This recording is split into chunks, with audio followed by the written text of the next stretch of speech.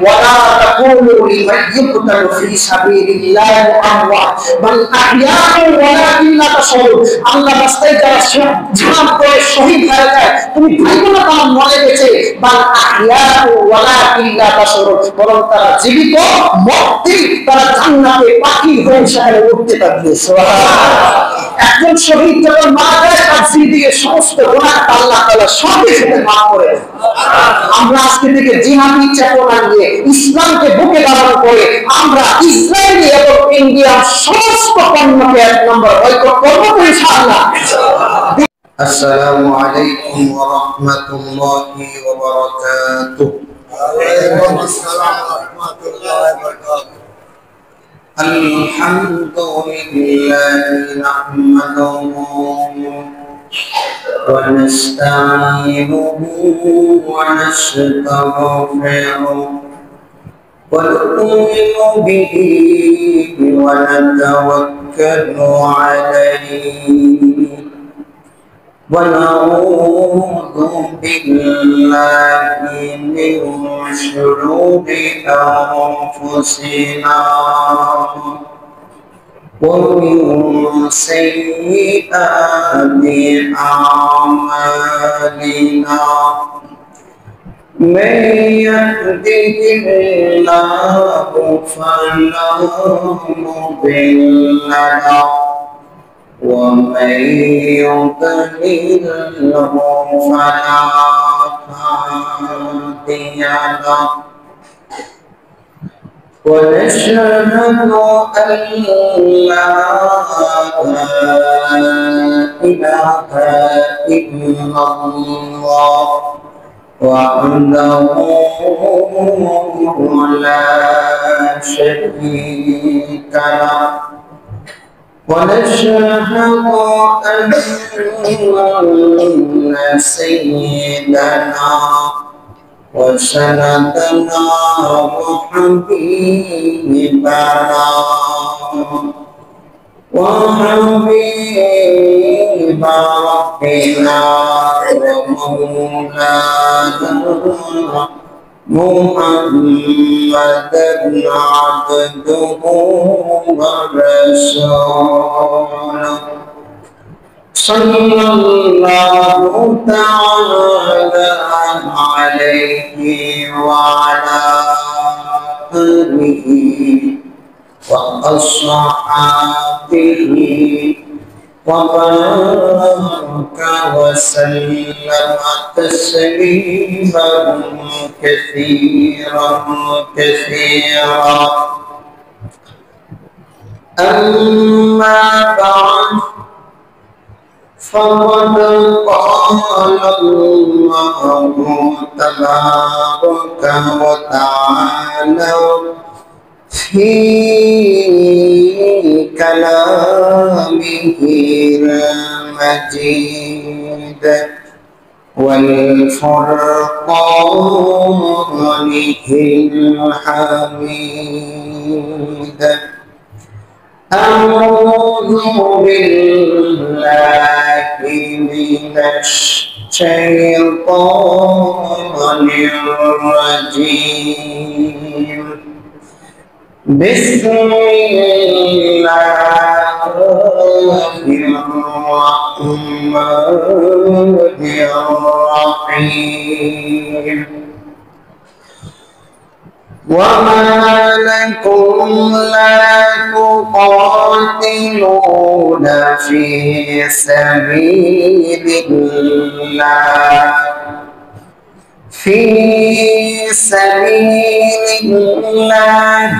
والمستضعفين من الرجال والنساء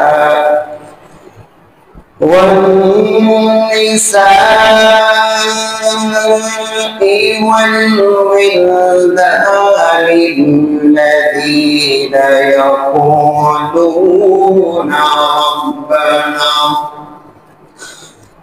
ربنا أخرجنا من هذه القرية قرية الظالم أهلها واجعل لنا من لدنك وليا واجعل لنا من لدنك نصيرا. قال النبي صلى الله عليه وسلم المسلم كرجل واحد اشتكى عيبه إن اشتكى كله وإن اشتكى رأسه اشتكى كله أو كما قال النبي عليه الصلاة والسلام. وقال النبي صلى الله عليه وسلم الجهاد ماضي إلى يوم القيامة أو كما قال النبي عليه الصلاة والسلام. সকলে নামাজে দরুদ পাঠ করি। اللهم صل على محمد وعلى آل محمد كما صليت على إبراهيم وعلى آل إبراهيم إنك حميد مجيد. اللهم بارك على محمد وعلى آل محمد كما باركت على إبراهيم وعلى آل إبراهيم إنك حميد مجيد. আল্লাহ রাব্বুল আলামিনের দরবারে লাখ কোটি শুকরিয়া যে মহান রব্বে কারীম আপনাকে আমাকে শুক্রবার দিন জুমার নামাজ আদায়ের উদ্দেশ্যে উত্তরা সুজারপাড়া জামে মসজিদে আগে আগে এসে বসে কিছু কথা বলা এবং শোনা তৌফিক দান করেছেন। এই জন্য দিনকে উজাড় করে অন্তরের অন্তরে স্থল থেকে উচ্চকণ্ঠে বলি আলহামদুলিল্লাহ। মোহতারাম হাজিরিন, আজকে আমাদের সম্মুখে এমন একটি বিষয় নিয়ে কথা বলবো যে বিষয়টা বিগত কয়েক বছর পর্যন্ত খোলামেলা আলোচনা না করতে পারলেও মুসলিম সমাজের প্রত্যেকটা নর নারীর ভিতরে যে জিনিসটা নরম করেছে, যে কথাগুলো আল্লাহ তাআলা কালামে পাকে কোরআনে সরাসরি আল্লাহ তাআলা উল্লেখ করে দিয়েছেন, সেটি হলো সন্ত্রাস দমনে ইসলাম কি বলে। এই বিষয়ে কথা বলবো। মুহতারাম হাজিরিন, সন্ত্রাস কাকে বলে? সন্ত্রাস যেটা ত্রাস সৃষ্টি করে, এর আরবি শব্দ হলো ফাসাদ। সকলে মনের কান দিয়ে শুনবেন, আমার দিকে তাকিয়ে থাকবেন।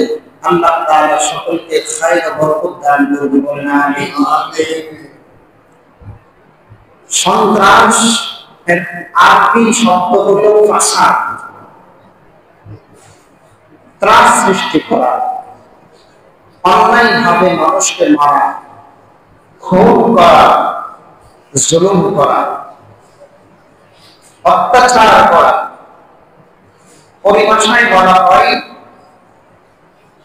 একজন মানুষের স্বাভাবিক অধিকারের উপর হস্তক্ষেপ করা। মানুষ স্বাভাবিক জীবনযাপনে ব্যাঘাত সৃষ্টি করা, খুন খারাপি, রাজধানী, ডাকাতি, চুরি, অন্যায়, জুলুম, নির্যাতনের নাম হলো সন্ত্রাসী। এই সন্ত্রাসী এটা ইসলামী শরীয়তে বৈধ না। ইসলামী শরীয়তে সন্ত্রাসকে কখনো আশ্রয় দেয় না। শরীয়ত এমন এক জিনিস যেটা সন্ত্রাসকে দমন করার জন্যই আল্লাহ তাআলা ইসলাম নামক শরীয়ত দান করেছেন। বলেন আলহামদুলিল্লাহ। সন্ত্রাস দমনে ইসলামের কি অবদান, এই ব্যাপারে একটি ঘটনা উল্লেখ করব, তারপরে মূল আলোচনায় যাব। ষষ্ঠ হিজরিতে বাহরাইন এলাকা থেকে উমাইয়া গোত্রের কিছু লোক রাসূল পাক সাল্লাল্লাহু আলাইহি ওয়াসাল্লামের দরবারে এসেছে, এসে ইসলাম ধর্ম গ্রহণ করেছে, মুসলমানদের সাথে চলাফেরা শুরু করেছে, মুসলমানদের নামাজের জায়গায় নামাজ পড়ে, মুসলমানদের সাথে সিজদা করে, মুসলমানদের সাথে যুদ্ধে যায়, মুসলমানদের সব কাজে তারা অংশগ্রহণ করে। কিছুদিন যাওয়ার পরে বাহরাইনের এলাকা থেকে আগত উমাইয়া গোত্রের মুসলমানগুলো রাসূল পাক সাল্লাল্লাহু আলাইহি ওয়াসাল্লাম দরবারে এসে বললেন, ইয়া রাসূলুল্লাহ, আমাদের পেটে পীড়া হয়েছে, শহরে আমরা থাকতে কষ্ট হচ্ছে, আমাদেরকে যদি গ্রামে কোথাও যেতে অনুমতি দিতেন, সেখানকার আবহাওয়ার সাথে কিছুটা মিল পেলে আমরা আশা করি সুস্থ থাকব। রাসূল সাল্লাল্লাহু আলাইহি ওয়াসাল্লাম বললেন, ঠিক আছে, আমার কিছু রাখাল আছে শহরের বড় প্রান্তে, গ্রামের কাছাকাছি, সেখানে তোমরা যাওয়া, গিয়ে আমার কথা বলবা যে রাসূল সাল্লাল্লাহু আলাইহি ওয়াসাল্লাম পাঠিয়েছেন আপনাদের সাথে থাকতে, বসবাস করতে। ওই রাখাল যে উটের দুধ খায়, তোমরা সেই দুধ খাবা, আর পেটের পীড়া দূর করার জন্য ওই উটের প্রস্রাব খাবা, সুস্থ হবে আর খাবা। তারা সেখানে গেলেন, গিয়ে রাখালদেরকে বললেন, রাসূল আমাদেরকে পাঠিয়েছেন আপনাদের সাথে স্বাভাবিক জীবনযাপন করতে। ঠিক আছে, রাসূল বলেছে, তাদের সাথে ওঠা বসা করছে। ওটের দুধ আর মদ খেয়ে যখন তাদের শরীরে শক্তি জমিয়েছে, হৃষ্টপুষ্ট হয়েছে, হঠাৎ করে দল বেঁধে তারা সকলে ইসলাম ধর্ম ত্যাগ করে ফেলেছে। বলেন নাউযুবিল্লাহ। এই উমাইয়া গোত্রের লোকেরা ধর্ম ত্যাগ করেছে, সাথে সাথে রাসূলের আদেশকৃত সেই রাখালগুলোকে হাত পা কেটে খেজুরের গাছ থেকে কাঁটা বের করে সেই কাঁটা দিয়ে ওই মুসলমান রাখালগুলোর চোখগুলোকে ফুটো করে ফেলেছে। নাউযুবিল্লাহ, জোরে বলে নাউযুবিল্লাহ। হাত পা কেটে মুসলমান রাখালগুলোকে চোখগুলো ফুটো করে যত ওট বকরি আর ছিল সবগুলো নিয়ে ভাগা দিয়েছে। এই সংবাদ যখন রাসূলের দরবারে এসেছে, সাথে সাথে রাসূল সাল্লাল্লাহু আলাইহি ওয়াসাল্লাম কাজ বিন জাবের ফাহরির নেতৃত্বে অশ্বরোহী একটা কাফেলা প্রেরণ করলেন তাদেরকে ধরে আনার জন্য। কাজ বিন জাবের ফাহরি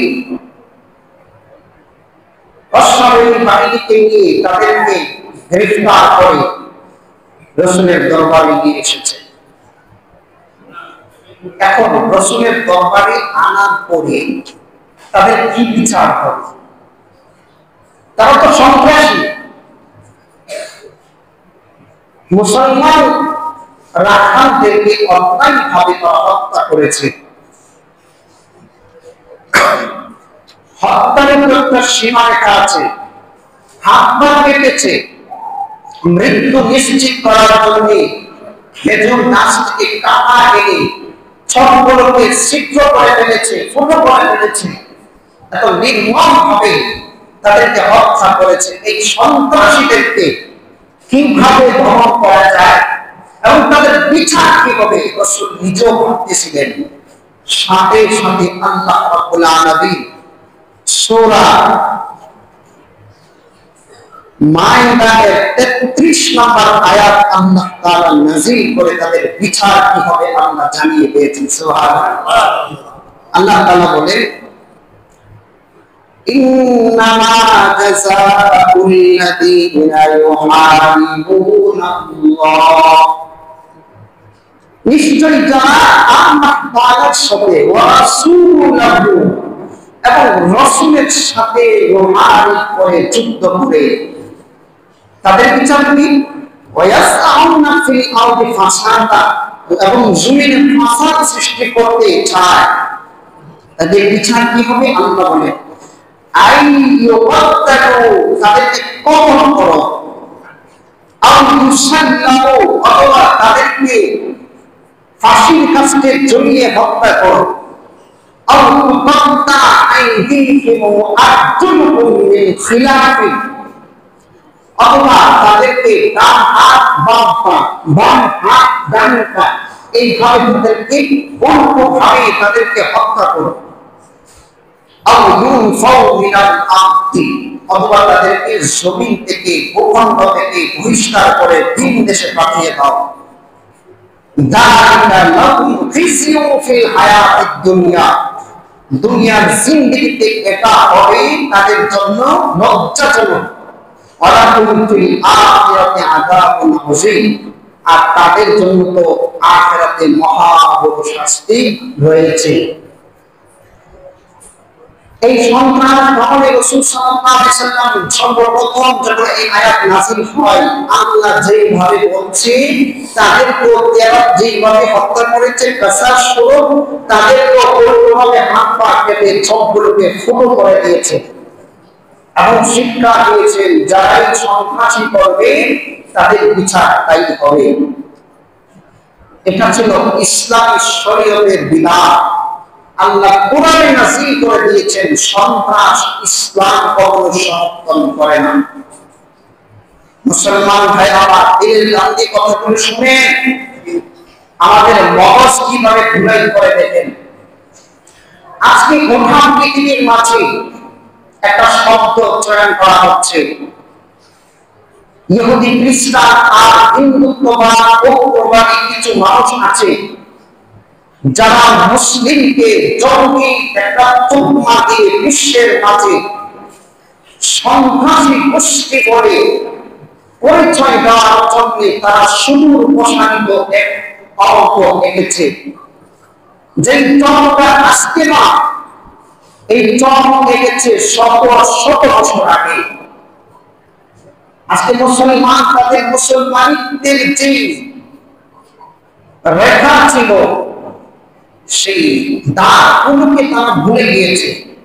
আর মুসলমানিত্বের সংস্কৃতিকে ইহুদি খ্রিস্টানরা দখল করে নিয়েছে, যার জন্য তারা সুদূর প্রসারিত ১৬ বছর আগে থেকে যখন মুসলিম সমাজ এই সন্ত্রাস দমনে অগ্রে বেড়েছে, তখন তাদেরকে জঙ্গি তকমা দিয়ে পৃথিবীর মাঝে একটা আলাদা সন্ত্রাসী গোষ্ঠী বলে পরিচয় দিয়েছে। কথা বলেন ঠিক কিনা?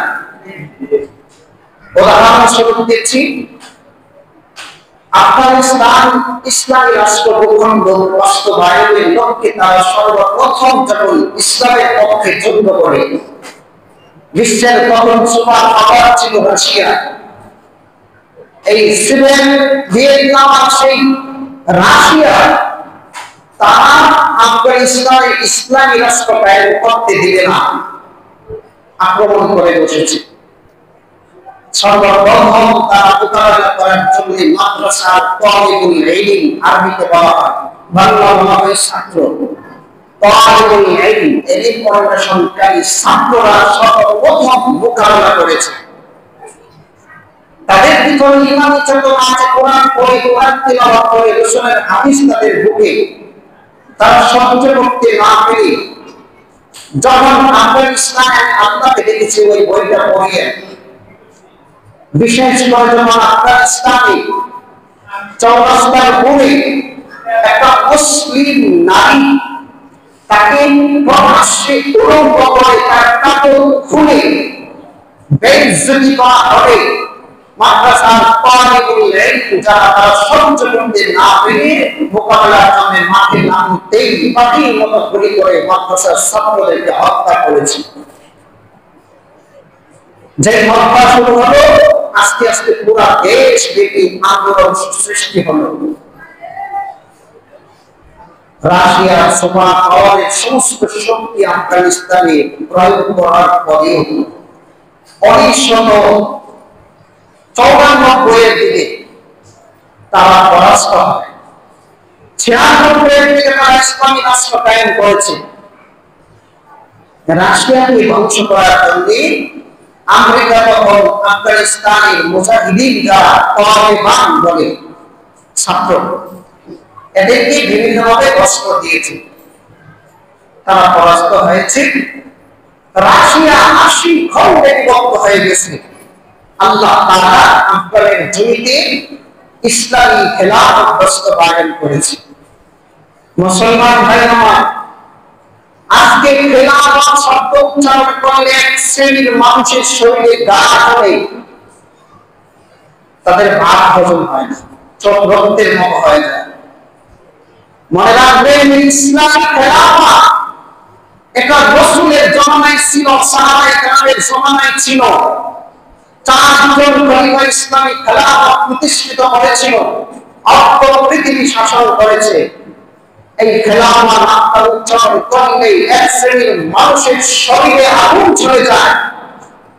আজকে খেলাফত যেখানে প্রতিষ্ঠিত হয় সেখানে সন্ত্রাসী হুকুমা দিয়ে তাদেরকে দমন করা হয়। এইভাবে চলতে চলতে ইমাম মাহদী পর্যন্ত চলবে। একসময় জাতি ঘৃণা করতে এই পৃথিবী জুড়ে আবার ইসলামী খেলাফত প্রতিষ্ঠা হবেই হবে, সব বলেন ইনশাআল্লাহ। বোঝাতে চাচ্ছি, আফগানিস্তান ইসলামী খেলাফত প্রতিষ্ঠা করেছে। যেই দেখল তার প্রতিষ্ঠা হয়ে ইসলামী রাষ্ট্র, এক পয়সা তার কাছ থেকে লোন নিতে হয় নাই। নিজস্ব উৎপাদিত জিনিস দিয়ে তারা রাষ্ট্র পরিচালনা করছে 5 বছর। 2001 সালে তাদেরকে সন্ত্রাসী হুকুমা দিয়ে ওসামা বিন লাদেন নামে একজন ব্যক্তিকে কেন্দ্র করে তারা আফগানিস্তানে হামলা শুরু করে দিয়েছে। আমেরিকার সমস্ত শক্তি বাহিনী তৈরি করে সেখানে হামলা শুরু করে দিয়েছে। আল্লাহকে বলছি, 2022 সালে তারা কঠিনভাবে পরাস্ত হয়ে লেজ গুটিয়ে কোটি কোটি বিলিয়ন ডলার টাকার সম্পত্তি সেখানে ফেলে লেজ গুটিয়ে পালাতে বাধ্য হয়েছে কি হয় নাই? জোরে বলে হয়েছে কি হয় নাই? ভয় কিসের? কথা শুনো ভালো করে। তারা সেখানে ইসলামী খেলাফত প্রতিষ্ঠা করেছে। কিভাবে করেছে? তারা তাদের রক্তচক্ষুকে ভয় করে না। রাশিয়ার সুপার পাওয়ারকে তারা ভয় করে নাই, আমেরিকার মতো পাওয়ারকে তারা ভয় করে নাই। বিদ্যাঙ্গটি দেখিয়ে তাদের নাকের ডগায় তাদের সামনে ওই বাহিনীগুলোকে হত্যা করেছে। তাদের ভিতরে আল্লাহ তাআলা ভয় জেগে দিয়েছে। মুসলিম সমাজ, আমি আপনাদেরকে যে কথাটা বলছি, ইসলামী খেলাফত প্রতিষ্ঠার লক্ষ্যে শরীয়তে কোরআনে কারীমে অসংখ্য আয়াত আল্লাহ তাআলা নাযিল করে দিয়েছেন। ইসলামী খেলাফত প্রতিষ্ঠার লক্ষ্যে সেখানে যেই বাধা আসবে তাকে মোকাবেলা করার নামই হলো জিহাদ। এই জিহাদ শব্দটা উচ্চারণ করলে মানুষের এক শ্রেণীর মানুষের কলিজা কাঁপে। অথচ আল্লাহ রাসূল নিজেই একজন মুজাহিদ ছিলেন। অথচ তিনি রাহমাতুল লিল আলামিন। নবী রাহমাতুল লিল আলামিন আর যুদ্ধ করেন কিভাবে? তিনি তো রাহমাতুল লিল আলামিন, তিনি যুদ্ধ করেন কিভাবে? রাসূল সাল্লাল্লাহু আলাইহি সাল্লাম নবুয়ত প্রাপ্তির পর 40 বছরের নবুয়ত প্রাপ্তি, 23 বছর আল্লাহ কোরআন নাযিল করেছেন। 23টা বছরে সরাসরি যুদ্ধের নেতৃত্ব দিয়েছেন 27টা। কয়টা? 27টা যুদ্ধের নেতৃত্ব দিয়েছেন সরাসরি নবীজি নিজে। সুবহানাল্লাহ। আর রাসূলের ইশারায় 54 থেকে 77টা যুদ্ধ রাসূলের ইশারায় সাহাবায়ে নেতৃত্বে রাসূলের জীবনে বাস্তবায়িত হয়েছে। সুবহানাল্লাহ। আর সাহাবায়ে কেরাম তো যুদ্ধ শুরু করে দিয়েছে, করতে করতে আজ পর্যন্ত জিহাদ চালিয়ে এসেছে। এখন আসেন, সন্ত্রাস আর জিহাদ দুইটা কিন্তু এক না। সন্ত্রাস আর জিহাদ দুইটা এক না। সন্ত্রাস যেটা খুবই আপনাকে রাস্তায় যাচ্ছে হত্যা করছে, ছুরি দিয়ে আঘাত করছে, আপনার গলার দিকে মারছে, অত্যাচার করছে, জুলুম করছে, মানুষের ইজ্জত হরণ করছে, নারীদের ইজ্জত হরণ করছে, তাদের অধিকার নষ্ট করছে, এটা হলো সন্ত্রাসী, এটা হলো জুলুম, এটা হলো অন্যায়। এটা মুসলমান ইসলাম ধর্মে কখনো সমর্থন করে না। আর জিহাদ যেটা, সেটা হলো ইসলামী শরিয়া বাস্তবায়নের জন্য আল্লাহর রাস্তায় কালিমাতুল্লাহ, আল্লাহর কালিমাকে বুলন্দ করার জন্য যারা আল্লাহর রাস্তায় অংশগ্রহণ করে শহীদ হয় তাদেরকে শহীদ বলা হয়। আর যারা সেখানে গিয়ে জীবিত ফিরে আসে তাদেরকে গাজী বলা হয়। এটাকে বলা হয় জিহাদ। সুবহানাল্লাহ। এবার আসেন, জঙ্গি তোকমা দেয় আমাদেরকে। জং ফার্সি শব্দ, জং ফার্সি শব্দ মানে যোদ্ধা। আরে যোদ্ধা তো আমার রাসূলও ছিল। আমার রাসূল কি যোদ্ধা ছিল না? জোরে কথা বলেন না। রাসূল যোদ্ধা ছিল কিনা? রাসূল নিজেই তো যোদ্ধা ছিল। তাহলে জঙ্গিবাদ আমরা যেটাকে সন্ত্রাসী বলি, এই সন্ত্রাসী আর জঙ্গিবাদ একটা এক মিলায় নেই, দুইটা তো এক না। তোমরা কেন জঙ্গিবাদ যদি এমন হয় যে মানুষের অন্যায় করে, খুনি করে, অত্যাচার করে, জুলুম করে, আর এইভাবে তোমরা যে ইসলামের জিহাদকে একত্রিত করে দেন, এটা ইসলাম সমর্থন করবে কি করবে না? কখনো করবে না।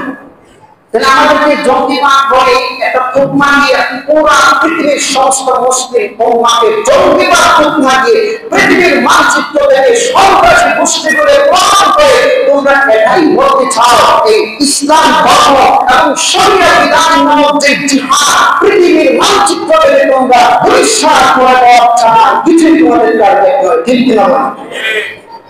এখন আসেন, পৃথিবীর মাঝে যত জায়গায় মুসলমান মায়ের খাচ্ছে, এই শরীয়তের একটা বিধান জিহাদ নামক যে বিধানটা, এটাকে ছাড়ার কারণে। কারণ রাসূল সাল্লাল্লাহু আলাইহি ওয়াসাল্লাম বলেছেন, আল জিহাদু মাসি ইলা ইয়াউমিল কিয়ামাহ, জিহাদ কিয়ামত পর্যন্ত চলতে থাকবে। কতক্ষণ? যতক্ষণ পর্যন্ত আল্লাহর জমিনে কোরআন থাকবে। আল্লাহ তাআলা বলেন, আমি এই কোরআন নাযিল করেছি, ইন্না নাহনু নাযালনা যিকরা ওয়া ইন্না লাহু লাহাফিজুন। কোরআন আমি নাযিল করেছি, এটাকে হেফাজতের দায়িত্ব আমি আল্লাহ নিয়েছি। যেদিন আল্লাহ এই কোরআনকে উঠিয়ে দিবে, সেদিন এই সমাজ থেকে জিহাদ উঠে যাবে, তখন আল্লাহ এই পৃথিবী ধ্বংস করে দিবেন। রাসূল সাল্লাল্লাহু আলাইহি ওয়াসাল্লাম তাও বলেছেন, لا تزال طائفة من أمتي يقاتلون على الحق ظاهرين إلى يوم القيامة। একটা দল ভবিষ্যতে ইসলামী শরীয়ত বাস্তবায়নের পক্ষে তারা জিহাদ করতে থাকবে কিয়ামত পর্যন্ত। পৃথিবীর দিক দিগন্তে কোথাও না কোথাও জিহাদ শরীয়তের বিধান বাস্তবায়ন করতে চলবেই।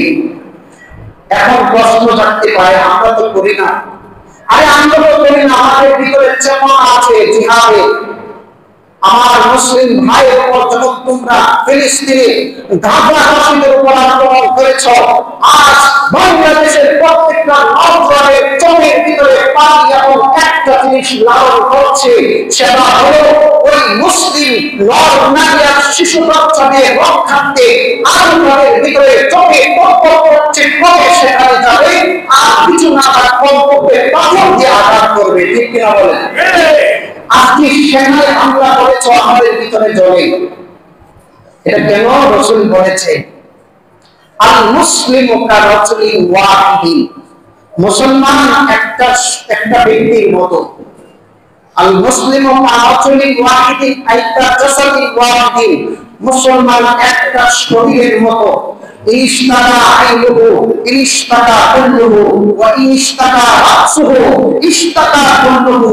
রাসূল বলেছেন একটা শরীরের মধ্যে যদি চোখ আঘাতপ্রাপ্ত হয়, সমস্ত শরীর ব্যথাপ্রাপ্ত হয় কি হয় না? একটা শরীরের মাথার মধ্যে যদি আঘাতপ্রাপ্ত হয়, সমস্ত শরীর ব্যথা অনুভব হয় কি হয় না? রাসূল বলেছেন তাম পৃথিবীর সমস্ত মুসলমান নর নারী একটা শরীরের মতো। যে কোনো প্রান্তে আক্রমণের শিকার হয়, আরেক প্রান্তে মুসলমানের শরীরে যদি আঘাতপ্রাপ্ত না হয়, তুমি কখনো মুসলমানের অন্তর্ভুক্ত হবে না। আর যদি তোমার শরীরে আর মনে এই চিন্তা চেতনা থাকে, আর আমার মুসলমান ভাই আঘাতপ্রাপ্ত হয়েছে আর তোমার মুসলমান বসে রয়েছি, এরকম চেতনা যদি থাকে, তুমি প্রকৃত মুসলমান, ঠিক কিনা বলে? আজকে আমি আপনাদের সঙ্গে যে কথাটা বলবো, ফিলিস্তিনের মাঝে আল্লাহ রাব্বুল আলামিন বিশেষ করে মসজিদুল আকসা বাইতুল মুকাদ্দাস দান করেছেন। এই বাইতুল মাকদিস এটাকে ধ্বংস করার জন্য, বিশেষ করে ওই এলাকার মানুষদেরকে ধ্বংস করার জন্য, তাদেরকে ধ্বংস করলে বাইতুল মাকদিস থাকবে না। তারা শত শত বছর পর্যন্ত যুদ্ধ করে এসেছে। এক পর্যায়ে গাজার অধিবাসী যারা আছে তাদের উপরে নির্মমভাবে গত 2 বছর পর্যন্ত আক্রমণ চালিয়েছে। রাফা শহরে 1,17,000 মানুষকে শেষ করে দিয়েছে। সেখানে মরুভূমিতে রূপান্তরিত করে দিয়েছে। কচি কাঁচা শিশু, দুধের বাচ্চাগুলোকে তারা হত্যা করছে, বোমবিং করে শেষ করে দিচ্ছে। একজন গর্ভবতী মা ওপর থেকে মিসাইল নিক্ষেপ করার কারণে তার পেটের বাচ্চাটা পেট ফেটে ধুয়ে গিয়ে পরে সেখানে ছিন্ন বিচ্ছিন্ন হয়ে গেছে।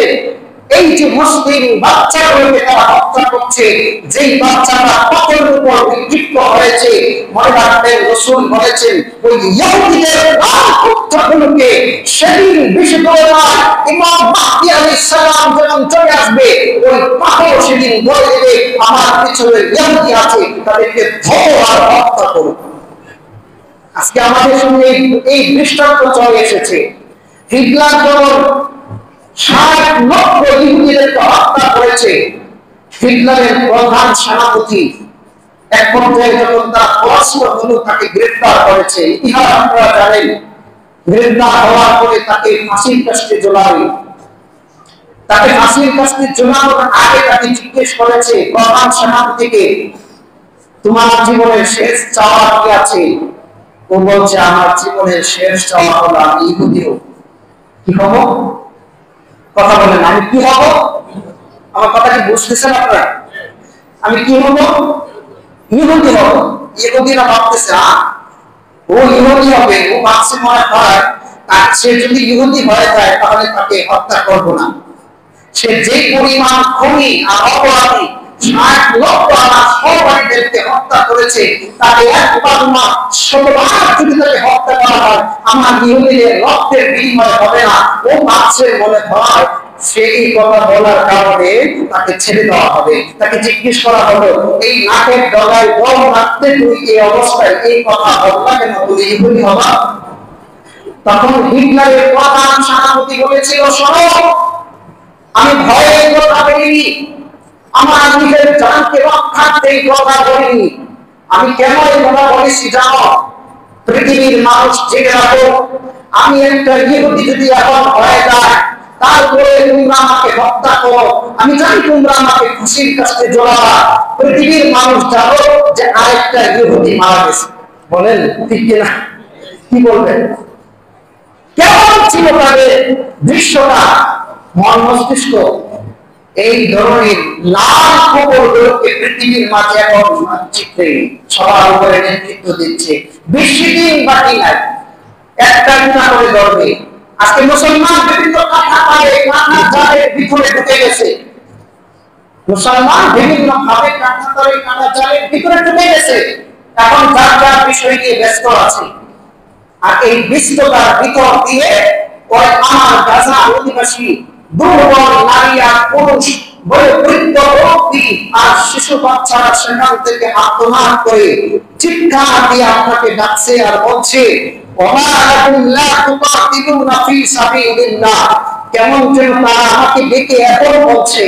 মক্কাবাসীরা যখন মদিনায় হিজরত করে কিছু মক্কার মধ্যে রেখে দিয়েছিল, সেখানে ছোট ছোট বাচ্চারা, বয়োবৃদ্ধ নারীরা, বয়োবৃদ্ধ পুরুষ মুরব্বীরা সেখানে রেখে চলে যায়।